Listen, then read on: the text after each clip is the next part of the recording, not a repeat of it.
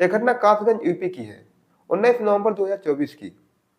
कासगंज में एक व्यक्ति ने अपनी प्रेमिका के लिए अपनी पत्नी और 2 सौतेली बच्चियों की हत्या कर दी। पुलिस ने हत्यारे और उसकी प्रेमिका को गिरफ्तार कर लिया। प्रेम संबंध में आने पर आरोपी अपनी प्रेमिका के साथ मिलकर इस वारदात को अंजाम दिया था। आरोपी ने दोनों बच्चियों की हत्या करने के बाद एक का शव झाड़ियों में और दूसरे का शव नहर में फेंक दिया था। पत्नी की हत्या करने के बाद शक के दायरे में आने पर पुलिस ने सर्विलांस की मदद से शनिवार को आरोपी को गिरफ्तार कर लिया। दोनों आरोपी ने अपना जुर्म कबूल कर लिया है। उनके पास से एक मारुति ब्रेजा कार और कुछ आभूषण बरामद हुए हैं। उनकी निशानदेही पर पुलिस ने छानबीन करने के बाद एक बेटी का कंकाल और दूसरे बेटी का सिर बरामद किया है। बात 19 नवंबर 2024 की है।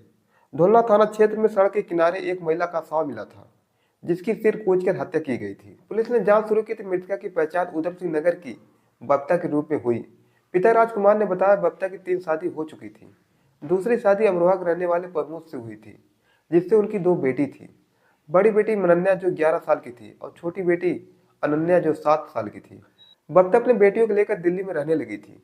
बबीता और अभिषेक की मुलाकात फेसबुक के थ्रू हुई थी। दोनों में दोस्ती होने पर 2021 में आर्य समाज वाले मंदिर में जाकर शादी कर ली। आरोपी अभिषेक ने पुलिस को बताया कि शादी के कुछ सालों तक सब कुछ ठीक रहा, लेकिन एक दिन बबीता को मुस्कान के बारे में पता चल गया। उसके बाद बबीता मुस्कान का विरोध करना शुरू कर दिया। उसके बाद अभिषेक और मुस्कान ने मिलकर बबीता को रास्ते से हटाने का प्लान बनाया।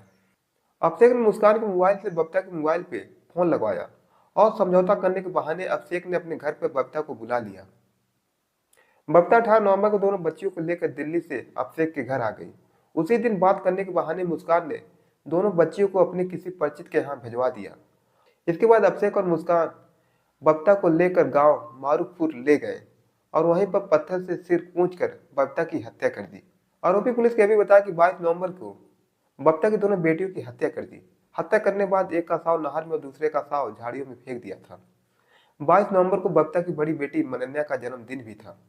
ऐसी घटना सुनने के बाद बहुत दुख होता कि आज की डेट में महिला पुरुष या लड़के लड़कियां प्यार में पड़कर रिश्ते की अहमियत को भूलकर मासूम लोगों या मासूम बच्चे की हत्या कर दे रहे हैं।